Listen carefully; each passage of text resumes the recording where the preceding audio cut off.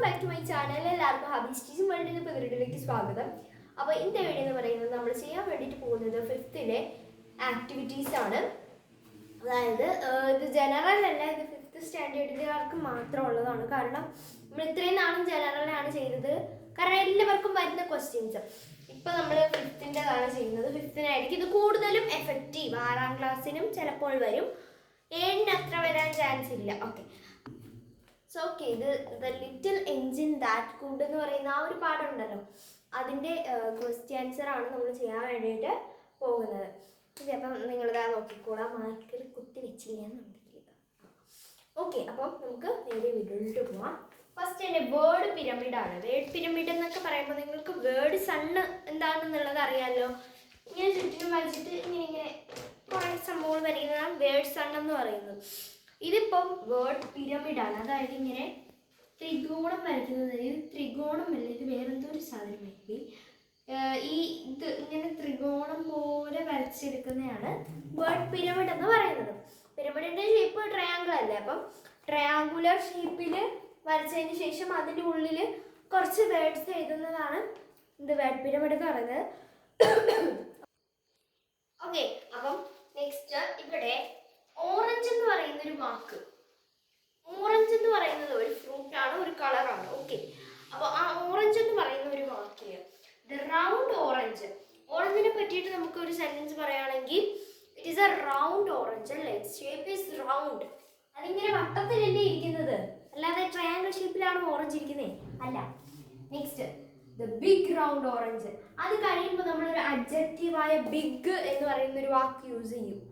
അതായത് വലിയ വട്ടത്തിലുള്ള ഓറഞ്ച്, വലിയ റൗണ്ട് ഓറഞ്ച്, അങ്ങനെ യൂസ് ചെയ്യും. ദ ബ്യൂട്ടിഫുൾ ബിഗ് റൗണ്ട്, ആ ബിഗിനെ ഒന്നും കൂടി എടുത്ത് കാണിക്കാൻ വേണ്ടിയിട്ട് എന്ത് ചെയ്യും, ബ്യൂട്ടിഫുൾ എന്ന് പറയുന്ന ഒരു വാക്ക് യൂസ് ചെയ്യും. ആദ്യം നമ്മൾ വെറും ഓറഞ്ച് യൂസ് ചെയ്തു, നെക്സ്റ്റ് നമ്മൾ എന്ത് ചെയ്തു, റൗണ്ട്, അതിൻ്റെ ഷേപ്പിനെ യൂസ് ചെയ്തു. അത് കഴിഞ്ഞിട്ട് അതിനെ എടുത്ത് കാണിക്കാൻ ഒരു അഡ്ജക്റ്റീവ് യൂസ് ചെയ്തു. അത് കഴിഞ്ഞപ്പോൾ ആ അഡ്ജക്റ്റീവിനെ ഒന്നും കൂടെ എടുത്ത് കാണിക്കാൻ വേണ്ടിയിട്ട് എന്ത് ചെയ്തു, ബ്യൂട്ടിഫുൾ എന്ന് പറയുന്ന വേറൊരു അഡ്ജക്റ്റീവ് യൂസ് ചെയ്തു. Tasty, tasty, tasty big beautiful big round orange. ആ ബ്യൂട്ടിഫുൾ ബിഗ് എന്നുള്ളതിനെ എടുത്ത് കാണിക്കാൻ വേണ്ടിയിട്ട് ടേസ്റ്റി, ആ ഓറഞ്ച് എന്നുള്ള പദത്തിനെ എടുത്ത് കാണിക്കാൻ വേണ്ടിയിട്ട് ടേസ്റ്റി എന്നുള്ള വാക്ക് യൂസ് ചെയ്തു. ഇതന്നെയാണ് നമ്മൾ വേർഡ് പിരമിഡ് എന്ന് പറയുന്നത്. നമ്മൾ ഓരോ സെൻസ് ആ റൗണ്ട് ഓറഞ്ച് എന്നുള്ളത് മാറ്റിയിട്ട് എന്ത് ചെയ്യണം, അതിനെ കുറച്ചുകൂടെ ഒന്ന് എടുത്ത് കാണിക്കാൻ വേണ്ടിയിട്ട് ഓരോരോ അഡ്ജക്റ്റീവ്സ് യൂസ് ചെയ്യുക. അതാണ് ഇവിടെ പറയുന്നത്. സിമ്പിളായിട്ട് നിങ്ങളുടെ അടുത്ത് പറയുകയാണെന്നുണ്ടെങ്കിൽ നമുക്കൊരു വേർഡ് തരും. ഇപ്പൊ പെൻ എന്നുള്ള വേർഡാണ് ഇവിടെ തന്നിട്ടുള്ളത്. The pen, the black pen, the beautiful black pen. അതായത് നമ്മൾ ഫസ്റ്റിനെ ചെറിയ ചെറിയ വാക്കുകൾ ആ ഓരോരോ ഇതിൽ യൂസ് ചെയ്തിട്ട് എന്ത് ചെയ്യുക, ഒരു വലിയ സെൻറ്റൻസ് ഉണ്ടാക്കുക. അത്രയേ ഉള്ളൂ. വളരെ സിമ്പിളായിട്ടുള്ള പോർഷനാണ് വേർഡ് പിരമിഡ് എന്ന് പറയുന്നത്. ഒന്നുമില്ല പഠിക്കാൻ, ജസ്റ്റ് നിങ്ങൾ എന്ത് ചെയ്യുക, കുറച്ച് അഡ്ജക്റ്റീവ്സ് പഠിച്ചു വെച്ചാൽ മതി. ഇപ്പം ഒരു ഫ്രൂട്ടിൻ്റെ നെയിം ആണെങ്കിൽ ബിഗ് ചേർക്കുക, ടേസ്റ്റി ചേർക്കുക, ബ്യൂട്ടിഫുൾ ചേർക്കുക. മനോഹരമായത് എന്ന് നമുക്കിങ്ങനെ കേടൊന്നുമില്ലാത്തതാണെങ്കിൽ മനോഹരമായത് എന്ന് നമുക്ക് പറയാം. നെക്സ്റ്റ് നമ്മൾ പെന്ന് പറഞ്ഞു, ദ പെൻ. ദ പെൻ വെറും പെന്നല്ലേ, അപ്പം എന്താണ്, ആ ഒരു പേന. നെക്സ്റ്റ് ദ ബ്ലാക്ക് പെൻ, ആ ഒരു പെന്നിൻ്റെ കളർ പറയാണ് ബ്ലാക്ക് പെൻ. അതുപോലെ ദ ബ്യൂട്ടിഫുൾ ബ്ലാക്ക് പെൻ, നല്ല സ്മൂത്ത് ആയിട്ടുള്ള പെയിനാണ്. അപ്പം the smooth beautiful black pen. അടുത്ത സെൻറ്റൻസ് എഴുതുമ്പോൾ നിങ്ങൾക്ക് എന്ത് ചെയ്താം, the smooth beautiful black pen എന്ന് എഴുതാം. ഓക്കെ, അങ്ങനെ എന്ത് ചെയ്യുക, സെൻറ്റൻസസ് മേക്ക് ചെയ്ത് വരിക. ഞാനൊക്കെ പഠിച്ച സമയത്ത് ഇതുണ്ടായിരുന്നു. 5ലാണെന്ന് തോന്നുന്നു, എനിക്കറിയില്ല, ഓർമ്മയില്ല. നെക്സ്റ്റ് വന്നിട്ടുള്ള ഫ്ലവർ എന്ന് പറയുന്ന ഒരു വേർഡാണ്. ഓക്കെ, ഫ്ലവർ നമുക്ക് പൊതുവെ ഇപ്പോഴും വേർഡ് പിരമിഡിൽ കാണുന്നൊരു നോർമൽ, ഒരു പൊതുവേ ഉള്ള വേർഡാണ് ഫ്ലവർ എന്ന് പറയുന്ന ആ ഒരു വേർഡ്. അപ്പോൾ ഫ്ലവർ വരുമ്പോൾ ദ ഫ്ലവർ വെറും ഫ്ലവർ ആണ്, അപ്പം പൂവ്. അത് നെക്സ്റ്റ് എന്താണ്, ദ റെഡ് ഫ്ലവർ, ആ പൂവിൻ്റെ കളർ പറയുന്നുണ്ട്, ദ റെഡ് ഫ്ലവർ. നെക്സ്റ്റ് എന്താണ്, ദ റെഡ് റോസ് ഫ്ലവർ. ആ റെഡ് റോസ് എന്ന് വെച്ച് കഴിഞ്ഞാൽ ചുമപ്പും ഈ പിങ്കും കൂടെ colour.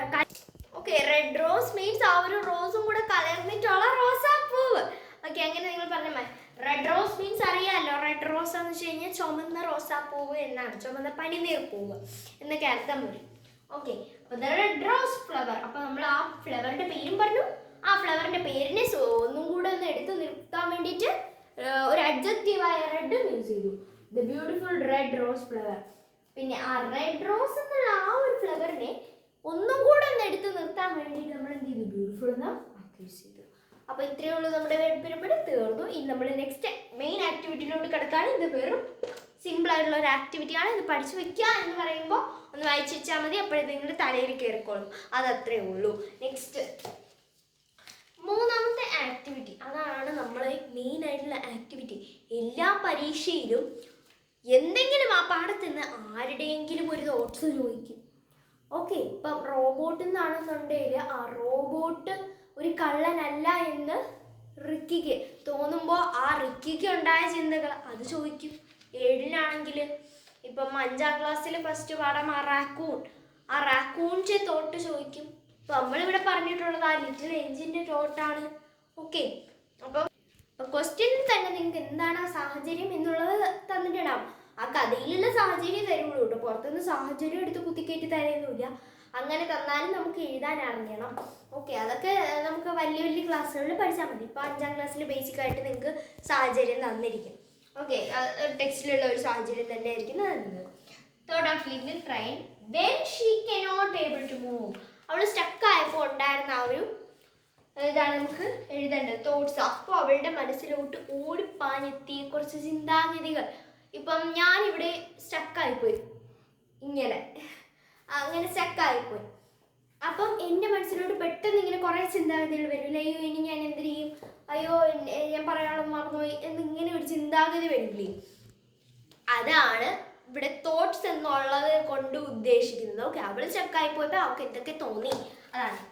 Oh my dear God, എൻ്റെ അയ്യോ ദൈവമേ എന്ന് നമ്മളിങ്ങനെ വിളിക്കൂലേ, പടച്ചോനെ ഇങ്ങനെ നമ്മൾ വിളിക്കൂലേ. നമ്മളിങ്ങനെ പെട്ടെന്ന് എന്തെങ്കിലുമൊക്കെ സംഭവിക്കുമ്പോൾ അയ്യോ ദൈവമേ എന്നിങ്ങനെ വിളിക്കൂലേ, അതുപോലെ അയ്യോ ദൈവമേ വാട്ട് ക്യാൻ ഐ ഡു. അതിന് പകരം അതിന് മുമ്പേ വാട്ട് ഹാപ്പൻ ടു മീ എന്ന് നമ്മൾ ചേർക്കണം. എന്ത് ചേർക്കണം? What happen to me.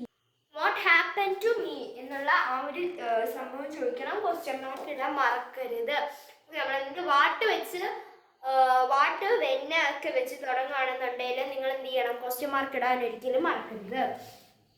Okay, what can I do, what happen to me, എനിക്ക് എന്ത് സംഭവിച്ചു. അതുപോലെ തന്നെ വാട്ട് ക്യാൻ ഐ ഡു, എനിക്ക് ഇനി എന്ത് ചെയ്യാൻ പറ്റും എന്നിങ്ങനെ ചോദിച്ചു. ഹൂ വിൽ ഹെൽപ്പ് മീ, ആരെന്നെ സഹായിക്കും എന്ന് ചോദിക്കുകയാണ്. അതുപോലെ how I reach the other side of the mountain, ഞാൻ എങ്ങനെ അപ്പുറത്തെ ആ ഒരു ഇവിടെ ക്വസ്റ്റ്യൻ മാർക്കാണ്, ഫുൾ സ്റ്റോപ്പ് അല്ല. ഞാൻ എങ്ങനെ എന്ത് ചെയ്യും, അപ്പുറത്തെ മൗണ്ടെയിൻ്റെ അപ്പുറത്തെ സൈഡിൽ എത്തും എന്നിങ്ങനെ. ഓക്കെ, അപ്പം അങ്ങനെ എന്താണ് ഇനി ഞാൻ എങ്ങനെ അപ്പുറത്തെ സൈഡിലോട്ട് മൗണ്ടെയിൻ്റെ അപ്പുറത്തെ സൈഡിലോട്ട് എത്തും. If I can't reach there on time the children became sad, ഞാൻ അവിടെ സമയത്തിന് എത്തിയില്ലെങ്കിൽ ആ കുട്ടികൾക്ക് വിഷമമാവും എന്ന് പറയാണ്. I cannot even imagine that, എനിക്കത് ചിന്തിക്കാൻ പോലും കഴിയുന്നില്ല. How can I gave the foods and toys to them. Foods അല്ല, നമ്മൾ ഫുഡ്സ് എന്നാണ് പൊതുവെ പറയുന്നത്, ഫൂഡാണ് കേട്ടോ. ഫുഡ്സ് എന്നാണ് അതിന് വായിക്കുക, foods. Okay, foods and toys to them, ഞാൻ എങ്ങനെ അവർക്ക് ഭക്ഷണവും അതുപോലെ തന്നെ കളിപ്പാട്ടങ്ങളും കൊടുക്കും. Next all the toys in the car helped me. എന്താ, പക്ഷേ ആ വണ്ടിയിലുണ്ടായിരുന്ന എല്ലാ കാറുകളും എല്ലാ ടോയ്സും എന്നെ യൂസ് ചെയ്തു. ബട്ട് നോ യൂസ്, പക്ഷെ എന്ത് ചെയ്തു, ഒരു പ്രയോജനവും ഉണ്ടായില്ല. പിന്നീട് oh my God please send someone to help me, എൻ്റെ ആരെങ്കിലും ഒന്ന് പറഞ്ഞു വിടോ, അങ്ങനെ നമ്മൾ ചോദിക്കൂലേ, എന്തേലും ഒരു വഴി കാട്ടിത്താ എൻ്റെ പഠിച്ചോനെ എന്ന് നമ്മളിങ്ങനെ പറയൂലേ, അത് തന്നെയാണ് ഇവിടെ പറയുന്നത്. നെക്സ്റ്റ് എന്താണ്, the children are waiting for me, എൻ്റെ പ്രിയപ്പെട്ട കുട്ടികൾ എന്നെ കാത്തു നിൽക്കുവാണ്. നമ്മളിവിടെയുള്ള ട്രെയിനിലൊന്നും ഒരു മനസാക്ഷിയില്ല, അങ്ങ് പോവേണ്ട, എവിടെയൊന്നും ഇല്ല. ഇതുപോലത്തെയൊക്കെ ട്രെയിനാണ് നമ്മൾ സ്വപ്നങ്ങളിൽ മാത്രമേ കാണാൻ കഴിയുള്ളൂ. ഇറ്റ് ഈസ് ഗെറ്റിംഗ് ലേറ്റ് എന്താണ്, അത് താമസിക്കുകയാണ്. ഇത്രയും കൃത്യനിഷ്ഠതയുള്ള ട്രെയിനാണെങ്കിൽ പിന്നെ നല്ല റെയിൽവേ പാളത്തിലൂടെ നല്ല എഞ്ചിനൊക്കെ മോഡിഫൈ ചെയ്തിട്ടൊക്കെ പോകണം. അല്ല പിന്നെ എന്തിനു പറയാൻ. വാട്ട് ക്യാൻ ഐ ഡു, എനിക്ക് എന്ത് ചെയ്യാൻ പറ്റും, ഇതല്ലേ ആദ്യം പറഞ്ഞത്. ഗോഡ് ഈസ് ഗ്രേറ്റ്, അത് നമുക്ക് എല്ലാവർക്കും അറിയാം. ഭയങ്കര ദൈവം വളരെ ശക്തനാണ് എന്നുള്ള കാര്യം നമുക്ക് എല്ലാവർക്കും അറിയാം. പിന്നെ എന്താ പറയണ്ടേ. ഓക്കെ, നെക്സ്റ്റ് എന്താണ്? May be someone came for helping me. എന്താണ്? ചിലപ്പോൾ ആരെങ്കിലുമൊക്കെ എന്നെ സഹായിക്കാൻ വരുമായിരിക്കും. അത് നമ്മളെ ഒരു പ്രതീക്ഷയാണ്, hope. Okay, let's wait here and pray to God. ഇതെന്തരാണ്? ഓക്കെ, നമുക്കിവിടെ എന്ത് ചെയ്യാം? വെയിറ്റ് ചെയ്യാം. നമുക്കിവിടെ നിന്ന് എന്താ പ്രാർത്ഥിക്കാം എന്നിങ്ങനെ പറയുകയാണ്. Please help me, please help me, please help me. എന്നെ സഹായിക്കൂ, എന്നെ സഹായിക്കൂ, എന്നെ സഹായിക്കൂ. ഓക്കെ, അപ്പോൾ ഇതാണ് നമ്മളൊരു തോട്ട്സ് എന്ന് പറയുന്നത്. 5 മാർക്കിനുള്ളതല്ല ഇത് വെറും 3 മാർക്ക്. നമുക്ക് ഇത് ഇങ്ങനെ എഴുതിയാൽ കിട്ടും. ഇതിൽ കുറേ കൂടെ സെൻറ്റൻസ് എഴുതിയാലേ 5 മാർക്കൊക്കെ കിട്ടുള്ളേ. അപ്പോൾ 5 മാർക്കിന് കിട്ടണമെങ്കിൽ നിങ്ങൾ ആ ക്വസ്റ്റ്യനിലുള്ള ആ കഥ അങ്ങ് എഴുതി വെക്കുക. ചുരുക്കി അങ്ങോട്ട് കഥ എഴുതാം. 3 പേജൊക്കെ എഴുതി കഴിഞ്ഞാൽ ഉടനെ എൻ്റെ മക്കളെ സീനായിട്ട് മാർക്ക് നമുക്ക് സ്കോർ ചെയ്യാം. പക്ഷെ 3 പേജെന്ന് വെച്ച് നല്ല ഊരിട്ട് വലുതാക്കി എഴുതി കഴിഞ്ഞാൽ കുറച്ച് എഴുതിയാൽ മതി. പക്ഷെ 3 പേജാണ്. ഞാൻ മുമ്പത്തെ വീഡിയോ പറഞ്ഞിട്ടുണ്ട്, അതൊരു ടെക്നിക്കാണ്. വലുതാക്കി ഉരുട്ടിയൊക്കെ 2 ലൈനൊക്കെ വിട്ട് ഇങ്ങനെ എഴുതൊക്കെ ആണെങ്കിൽ പെട്ടെന്ന് പേജ് നിറയും. അപ്പം നമുക്ക് തോന്നിക്കും. അപ്പം നമുക്ക് എന്ത് ചെയ്യും? ഒരുപാട് മാർക്ക് വീഴും. ഓക്കെ, പക്ഷെ നല്ല വൃത്തിയിൽ ഉരുട്ടി എഴുതണം കേട്ടോ. എന്നാലും ടീച്ചർമാർക്ക് നല്ല ഇമ്പ്രസ്ഡ് ആവുള്ളൂ. ഓക്കെ, അപ്പോൾ എന്ത് വീഡിയോ ഇത്രയുള്ള ലൈക്ക് ഇഷ്ടപ്പെട്ടിരിക്കുന്നു. ഇഷ്ടമാണ് സബ്സ്ക്രൈബ് ചെയ്യാനൊക്കെ ഇഷ്ടമാണ്. സപ്പോർട്ട് ചെയ്യാൻ പറ്റുള്ളൂ. ബൈ.